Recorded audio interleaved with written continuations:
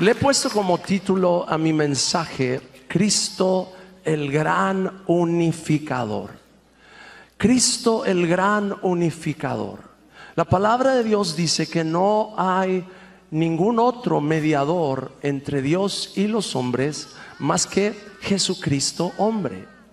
Y este mediador, según el teólogo alemán Dietrich Bonhoeffer, es quien está en medio de nosotros y cualquier otra relación que tenemos.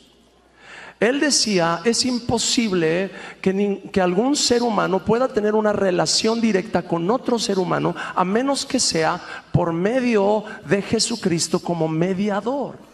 Si yo puedo amar a mi esposa, si yo puedo servirles a ustedes, si hay algo bueno en mí que pueda ser de beneficio para mi comunidad, cualquier interacción que yo tenga con otras personas solamente es posible porque en medio de ti y mí, en medio de cualquier interacción entre dos seres humanos, tiene que estar Cristo como el gran unificador, como aquel que va más allá de las diferencias de raza, diferencias socioeconómicas, diferencias aún de perspectivas y de pensamientos, diferencias de preferencias políticas, de preferencias religiosas. Cristo viene a ser el unificador de corazones, el unificador de espíritus. Y cuando Cristo está en medio de tus relaciones, hay esperanza. Cuando Cristo está en medio de tu relación con tu hijo, con tu hija, hay esperanza de restauración y de reconciliación. Cuando Cristo está en medio de tu relación con tu esposa, con tu esposo, hay esperanza de tener una nueva etapa en tu matrimonio. Porque ninguno de nosotros somos buenos por nosotros mismos. Dice la palabra: no hay ningún bueno, no hay quien haga el bien.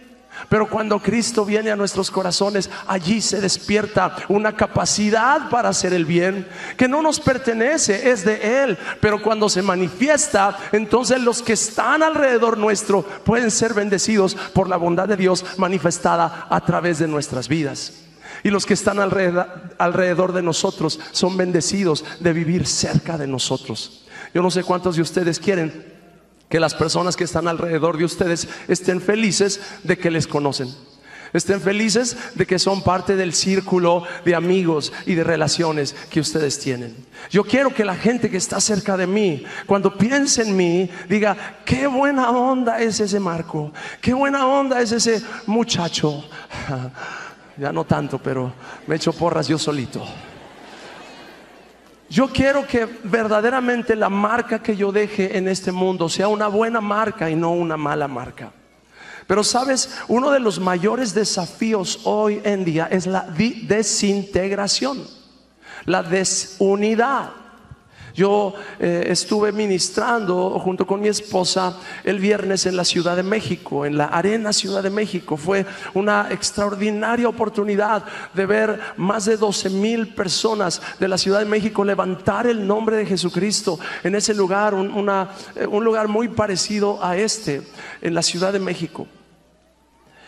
Y fue un brillo de esperanza en medio de tantas malas noticias, y ahora pues incluyendo el terremoto, que por cierto estábamos allá viernes en la noche, estábamos a punto de dormir. De hecho, Carla ya estaba dormida y se empieza a mover la cama y yo empiezo a mirar las lámparas y yo dije: esto me parece algo que no es normal. Y yo desperté a Carla y le dije: mi vida está temblando. Y yo la desperté porque dije: bueno, si hay que salir corriendo, no quiero que se vaya a pegar con la pared o algo, porque está todavía medio dormida.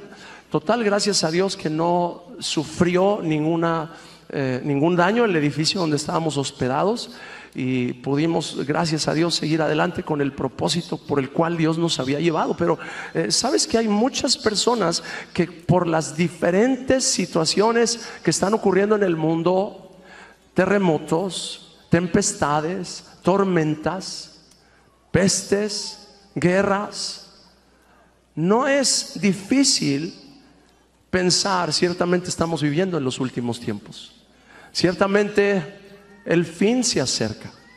Pero en esos momentos de crisis debemos de tener mucho cuidado de no caer en dos errores. El primero de los errores que debemos de evitar a toda costa es tratar de asignar culpables a lo que está sucediendo. Es que te chocaste el auto porque estás en pecado. Es que te enfermaste porque estás en pecado. Es que vino esa tormenta porque la ciudad está en pecado.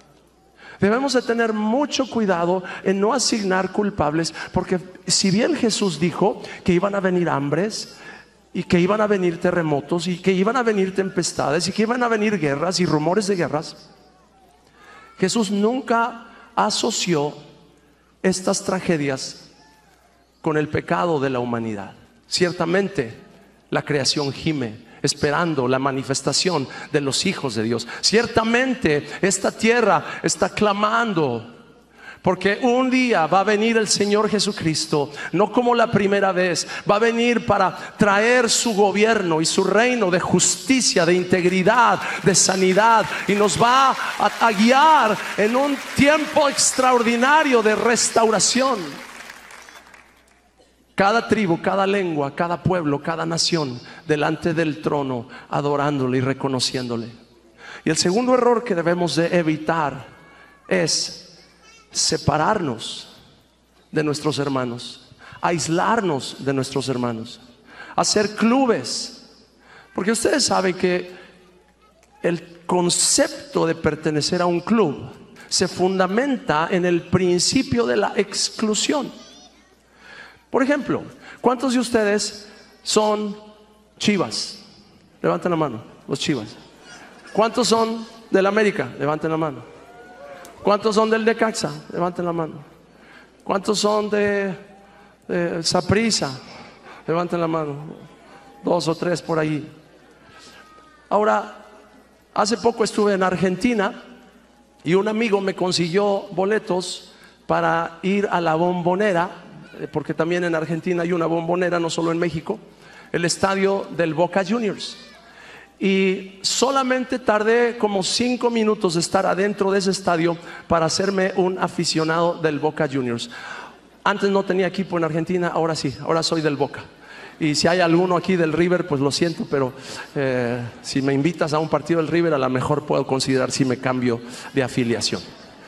Pero el chiste es que cuando hay clubes es porque hay una cierta pertenencia, una cierta identificación, pero también hay una cierta exclusión, porque yo soy y tú no eres. Y ahí es donde el gran desafío que nosotros tenemos el día de hoy, en medio de las crisis que estamos viviendo, es no ser excluyentes, sino incluyentes. Y en un tiempo, muchas gracias por el ánimo. Luego te doy una ofrendita. Pero ¿por qué les digo esto, mis hermanos? Porque en un tiempo de crisis en el que hay tantas personas preguntándose ¿dónde está Dios? Hay tantas personas con preguntas que no han sido resueltas satisfactoriamente. La iglesia tiene que ser el lugar donde la gente encuentra esperanza. La iglesia tiene que ser el lugar en donde aquellos que estaban lejos pueden ser acercados, pero porque son abrazados por el espíritu de adopción manifestado a través de cada uno de los miembros, porque somos ciertamente la familia de Dios, pero no somos un club. No somos de aquellos que excluyen a otros que no se miran como nosotros. No somos de los que rechazan a otros que no hablan exactamente como nosotros. Por eso qué precioso mosaico de culturas, de nacionalidades, de razas, de acentos aquí hay. Yo estuve en la Ciudad de México, ya les dije, conversando con unos amigos que tienen una iglesia preciosa en una de las zonas, no voy a decir cuál, pero una de las zonas así de los barrios bravos de la Ciudad de México. Y me encanta cómo hablan. Mi esposa se enoja un poquito de que yo se me pega el acento. Pues qué onda, mano. Pues yo soy de la Ciudad de México, ¿no? Pero qué increíble, ¿eh? Que Cristo, siendo el gran unificador, puede hacer que en la misma mesa se siente el príncipe y el mendigo, se sienten el hombre y la mujer, se sienten el joven y el viejo, se sienten el que tiene doctorados y el que ni siquiera terminó la primaria. En Cristo podemos ser uno, y en esa unidad hay esperanza para los que pensaban que no tenía ninguna. Por eso dice Efesios capítulo 3 verso 12. Tengo que leer un versículo para hacer legal mi mensaje. Efesios 3:12 dice: gracias a Cristo y a nuestra fe en Él podemos entrar en la presencia de Dios con toda libertad y confianza. Gracias a Cristo y a nuestra fe en Él podemos entrar en la presencia de Dios con toda libertad y confianza. Tú y yo somos hijos de un Padre que abraza, que incluye, que acepta. Hace unos días estaba leyendo un artículo que me sacudió hasta lo más profundo y me desafió profundamente. Y sé que es un tema de los más difíciles de manejar desde la perspectiva cristiana. Y en este artículo un sociólogo estaba hablando de una encuesta que se hizo en la ciudad de San Francisco a miembros de la comunidad GLBT. Y en esta encuesta decían: ¿qué es lo que a ustedes les hace tan apasionados? Son tremendos activistas de su causa. ¿Por qué ustedes son tan apasionados para promover la causa en la que creen? ¿Y sabes cuál fue la respuesta de la inmensa mayoría de las personas encuestadas? Ellos respondieron: somos tan apasionados por esta causa porque en este movimiento hemos encontrado dos cosas: aceptación y pertenencia.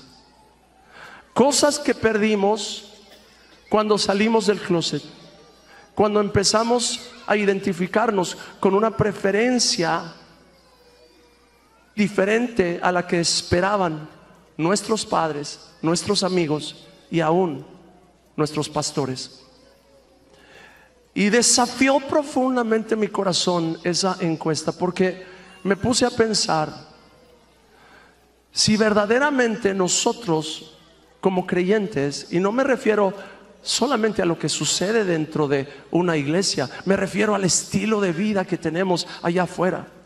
Si nuestro estilo de vida es verdaderamente un estilo de vida que abre los brazos para aceptar a aquel hijo que viene oliendo quizás a chancho, oliendo a marrano, cerdo, puerco, no sé cómo le digan en tu ciudad o en tu país, porque había estado cuidando a esos cerdos.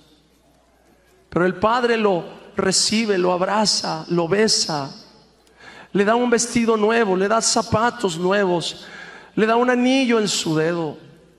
Hay muchos jóvenes hoy en día que están desesperados porque no encuentran pertenencia, no encuentran aceptación.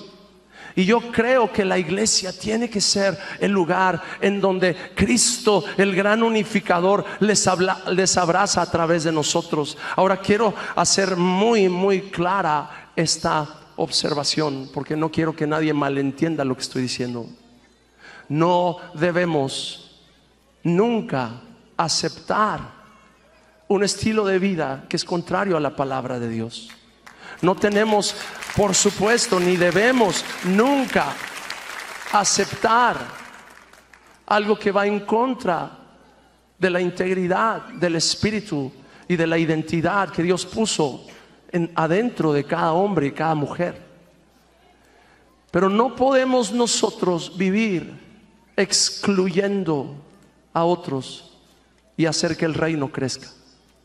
Por eso, uno de los más grandes pasos que un creyente puede dar es abrazar un compromiso de ver en cualquier persona que está a su alrededor la imagen de Dios, como dicen los teólogos, imago Dei, la imagen de Dios en aquel que es un drogadicto, la imagen de Dios en aquel que es una persona de pocos escrúpulos, la imagen de Dios en una mujer que quizás vende su cuerpo por dinero. ¿Será que yo puedo ir más allá de lo que veo superficialmente y llegar a reconocer que en esa persona, debajo de esa costra de suciedad, de pecado, está la imagen de un Dios que ama profundamente al pecador, que de ninguna manera acepta su pecado, porque ciertamente dice la palabra de Dios que ninguna persona que practica el pecado podrá entrar en el reino de los cielos, y eso es muy claro. Pero estamos viviendo, mis queridos hermanos, en tiempos de mucho sacudimiento, y los sacudimientos van a continuar. No podemos cerrar los ojos a la realidad de que va a haber más sacudidas. Y aún no solamente tormentas de tipo físico, sino también tormentas de tipo social y aún de tipo legal. Y yo quiero brevemente dar una palabra de esperanza. Si tú estás hoy en día con la preocupación de qué va a pasar con tu estatus si eres un beneficiario de DACA, espero que te puedas informar lo más posible para que no seas víctima de pensamientos que el enemigo trata de poner en tu mente para llenarte de angustia, de desesperación. Porque yo creo que aún ese tipo de situaciones que parecieran negativas, al final pueden representar una oportunidad para que haya un milagro que nunca antes se imaginaron los que estaban tratando de hacer daño. Dios va a hacer algo extraordinariamente sorprendente. Y desde el punto de vista práctico, los que pensaban que se había archivado el tema de la reforma migratoria, ¿cómo les quedó el ojo? Se acaba de poner otra vez al frente de las discusiones del Congreso, simplemente porque algo que parece malo, Dios es capaz de convertirlo en algo bueno.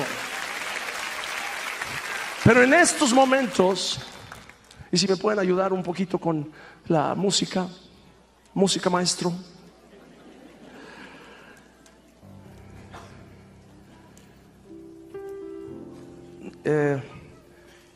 Dios está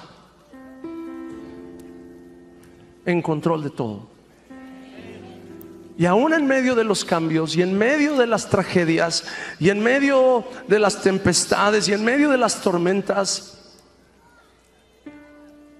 Dios es capaz de reestructurar y de redefinir cosas que las habíamos nosotros creado para tratar de encontrar una medida de seguridad, pero en nuestras propias fuerzas. Dios es experto en redefinir el orden social. Qué increíble que nuestro Señor Jesucristo, un hombre soltero que nunca se casó y nunca tuvo hijos biológicos, se convirtió en un maestro al que seguían viejos y jóvenes, casados y solteros, viudas, gente sin esperanza y aún gente con muchos recursos y con mucha influencia. Pero ¿sabes por qué la gente amó a Jesús como lo amó?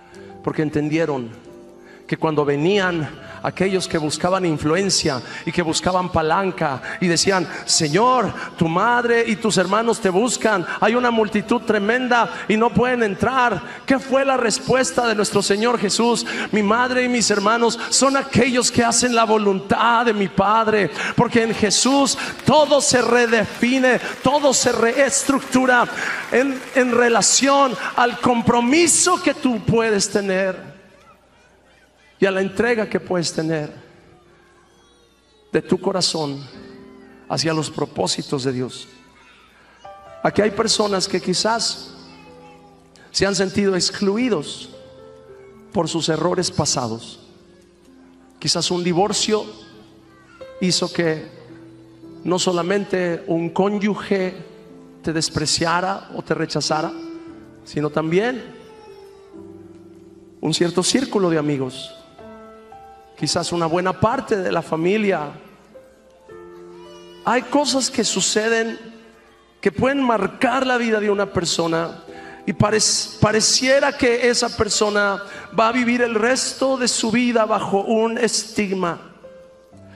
Pero tú y yo tenemos la gran responsabilidad de abrazar al rico y al pobre, al educado y al que no tiene mucha educación, al que tiene la piel clara y al que la tiene bien morena, al que es alto y al que es chaparrito, porque aunque ustedes no lo crean, hace diferencia.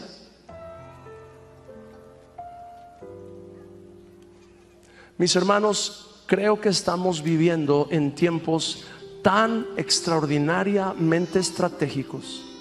Y si en vez de estar mirando solamente con temor alrededor y decir: ¿qué está pasando? ¿Por qué están pasando estas cosas? ¿Será que Dios nos está castigando? ¿Será que Dios nos está juzgando? Seguramente es el pecado de esta ciudad y por eso nos pasó lo que nos pasó. No, rehúsa a salirte por la tangente, rehúsa a tomar una respuesta fácil pero incorrecta.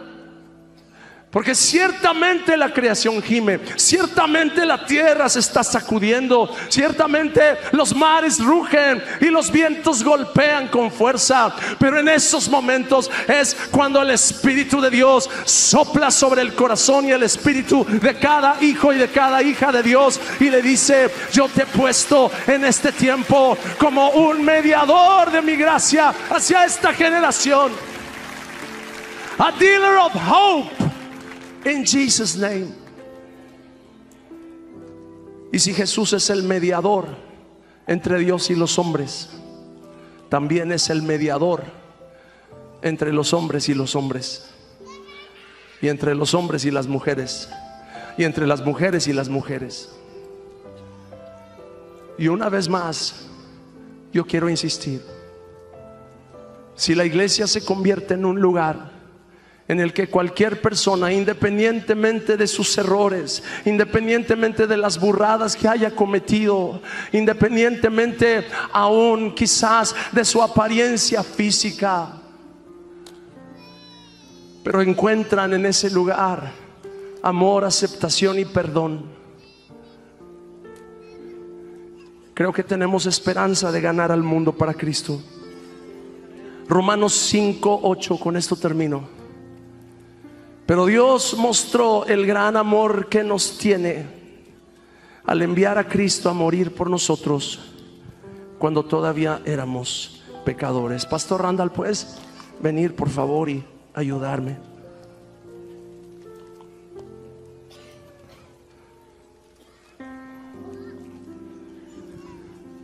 ¿Cuándo nos amó? ¿Cómo dice esta escritura? Dios muestra su amor para con nosotros en que siendo aún ¿qué? Cristo murió por nosotros. En otras palabras, Él nos mostró su amor cuando todavía éramos pecadores. Hace tiempo llegó una pareja a la iglesia, dos chicas que vivían juntas, y al final se acercaron y pidieron oración. Bueno, más bien una de ellas, la otra venía literalmente a la fuerza. Y yo dije, claro que sí, será un privilegio para mí orar por ustedes. Pero quisiera pedirles si me dan un par de minutos para compartirles qué es lo que dice la Biblia con respecto al propósito de Dios para ustedes. Y empecé a hablarles, Dios me dio favor, y empecé a hablarles de cómo Dios tenía un propósito para ellas desde que estaban en el vientre de su madre, y que el diablo muchas veces quería pervertir y torcer ese propósito, pero que nadie jamás iba a poder robarles ese propósito que estaba dentro de ellas, en su espíritu, y que si recibían a Jesucristo y eran llenas con el Espíritu Santo, ese propósito se iba a manifestar e iba a florecer. Aceptaron mis palabras, hicieron la oración de fe, confesaron a Jesús como su Señor, su Salvador. Impuse mis manos, porque ¿cuántos saben que no hay problema en imponer las manos en una persona que quizás todavía no manifiesta mucho del carácter de Cristo? Hay cristianos que dicen, no, se me va a brincar un demonio, mejor no le impongo manos. Pues entonces, ¿mayor el que está en mí que el que está en el mundo o no?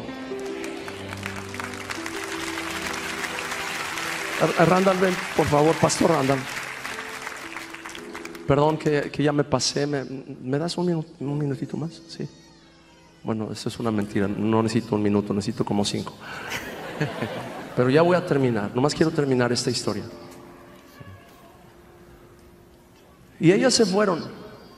Y yo dije, bueno, Señor, te pido que tú hagas lo que ningún psicólogo, ningún psiquiatra, ningún pastor puede hacer, y es convencerles. Al siguiente domingo, guess what? Regresaron. Y al siguiente, y al siguiente. Y cada vez o se acercaban porque querían oración, y si no se acercaban, yo les miraba y al final de la reunión me bajaba corriendo y les interceptaba antes de salir, porque yo quería asegurarme de que la obra que el Espíritu Santo había empezado en sus vidas pudiera continuar. Quería darle un seguimiento. Qué gozo llenó mi corazón después de unas cuantas semanas, cuando me dijeron, ya no vivimos juntas. Y cuánto gozo entró en mi corazón cuando unas semanas después, la que hacía, no sé ni cómo se dice eso, el papel o el rol de no sé ni cómo decirlo, como es que no es el papel del hombre, es simplemente la fuerte, la líder, empezó a venir con su cabello un poco más largo, con un poquito de maquillaje, con una falda, y mi corazón se llenó de gozo. No porque estamos obsesionados con los estereotipos, que Dios nos libre de pensar que eso hace a una mujer, pero era simplemente una forma en la que ella estaba diciendo, algo que está ocurriendo adentro está empezando a cambiar mi exterior, y estoy empezando a ver la vida diferente. Y yo quiero declarar, Pastor Randall, quiero declarar sobre esta iglesia una palabra de bendición. Esta iglesia ha sido tanta bendición para tanta gente en todo el mundo, mis hermanos. Millones de personas son alimentadas de la gracia, del favor, de la palabra de amor, de aceptación y de perdón que es predicada desde esta plataforma. Y eso no va a cambiar porque es el ADN de ustedes. Ahora la responsabilidad es no solamente echarle porras al pastor Danilo, no solamente echarle porras al pastor Joel. La responsabilidad es que cada uno de nosotros salgamos allá afuera, y si hay una persona que no está viviendo de acuerdo a lo que la Biblia dice que debe de vivir, no juzgarle, ni rechazarle, ni excluirle de nuestro club, sino ir a ellos, abrazarles, amarles y decirles, hay un mejor camino, hay una gracia que te puede restaurar, te puede sanar si tú abres tu corazón a Jesús. ¿Por qué no te pones de pie conmigo en este momento?